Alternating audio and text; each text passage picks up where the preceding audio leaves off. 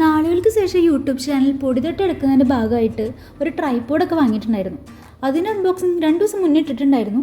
കാണാത്തൊരു വേണമെങ്കിൽ കണ്ടോട്ടോ. ട്രൈപോഡും പിടിച്ച് എന്ത് വീഡിയോ എടുക്കണമെന്ന് വിചാരിച്ചിരിക്കുമ്പോഴാണ് കിച്ചണിൽ വീക്കിലേക്കുള്ള ബീഫ് ഇരിക്കണം കണ്ടത്. അപ്പോൾ നല്ല ഹോംലി ബീഫും കായ ഉണ്ടാക്കാമെന്ന് വിചാരിച്ചു.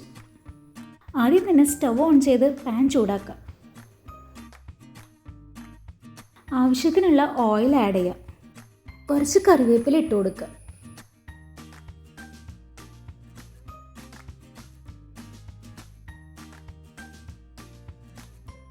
മൂന്ന് സബോള ഇട്ട് കൊടുക്കുക.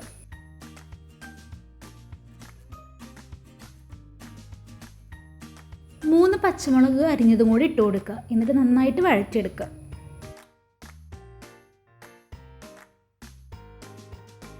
ഓയിൽ പോരാൻ തോന്നുകയാണെങ്കിൽ കുറച്ചുകൂടി ഓയിൽ ഒഴിച്ച് ഇളക്കി കൊടുക്കുക.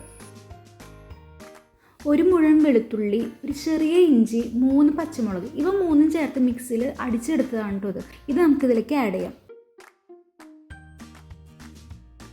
സബോള ഗോൾഡൻ നിറവണ വരെ ഇത് നമുക്ക് വഴറ്റിയെടുക്കണം കേട്ടോ.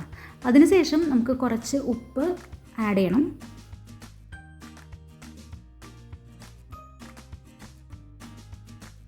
അഞ്ച് ടീസ്പൂൺ മുളക് പൊടി, 3 ടീസ്പൂൺ മല്ലിപ്പൊടി, 1 ടീസ്പൂൺ മഞ്ഞൾപ്പൊടിയും കൂടി ചേർത്ത് അതിൻ്റെ പച്ച മണം മാറണ വരെ വഴറ്റിയെടുക്കണം.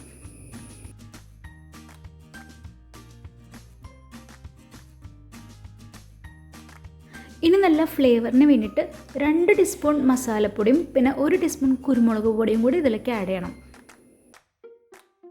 ഇനി നമുക്കിതിലേക്ക് ഒരു തക്കാളി ചെറുതായിട്ട് അരിഞ്ഞത് അതും കൂടി ഇതിലേക്ക് ആഡ് ചെയ്യാം കേട്ടോ. ഓയിൽ പോരാൻ തോന്നുകയാണെങ്കിൽ ഓയിൽ ആഡ് ചെയ്യാൻ മറക്കരുത്.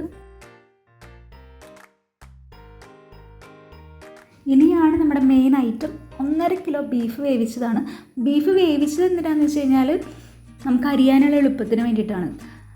ബീഫ് വാങ്ങിയത് ഉപ്പും അതുപോലെ തന്നെ വിനാഗിരിയും ചേർത്ത് നന്നായിട്ട് കഴുകിയതിന് ശേഷം ഉപ്പിട്ട് വേവിച്ച് വെച്ചിട്ടുള്ളതാണ്. അപ്പോൾ പിന്നീട് അരിയാനായിട്ട് എളുപ്പമായിരിക്കും.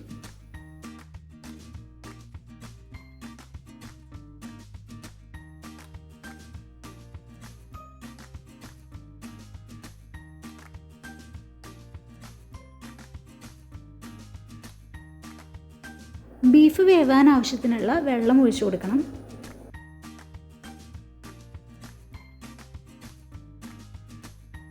ബീഫ് നന്നായിട്ട് വെന്തിട്ടുണ്ട്. ഇനി നമുക്ക് ഉപ്പിട്ട് വേവിച്ച് വെച്ചിട്ടുള്ള പച്ചക്കായ ഇതിലേക്ക് ആഡ് ചെയ്യാം.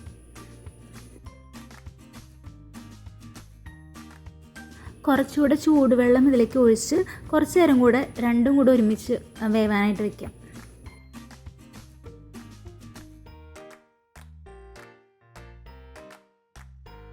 നമ്മുടെ കറി കുറച്ചുകൂടി കളർഫുള്ളാവാൻ വേണ്ടിയിട്ട് കറി ലീവ്സ് ആഡ് ചെയ്യുന്നുണ്ട്.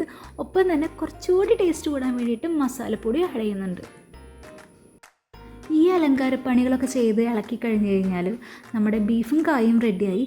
അത്യാവശ്യം ടേസ്റ്റൊക്കെയുള്ള കറിയാണ്. ഞാൻ കഴിച്ചു നോക്കി. അപ്പോൾ എനിക്കിഷ്ടപ്പെട്ടു. നിങ്ങൾക്ക് ഇഷ്ടപ്പെടുകയാണെങ്കിൽ, വീഡിയോ കണ്ടിട്ട് ഇഷ്ടപ്പെടുകയാണെങ്കിൽ നിങ്ങളും ട്രൈ ചെയ്ത് നോക്കൂ കേട്ടോ. അപ്പോൾ നെക്സ്റ്റ് വീഡിയോയിൽ നമുക്കിനി വീണ്ടും കാണാം. താങ്ക്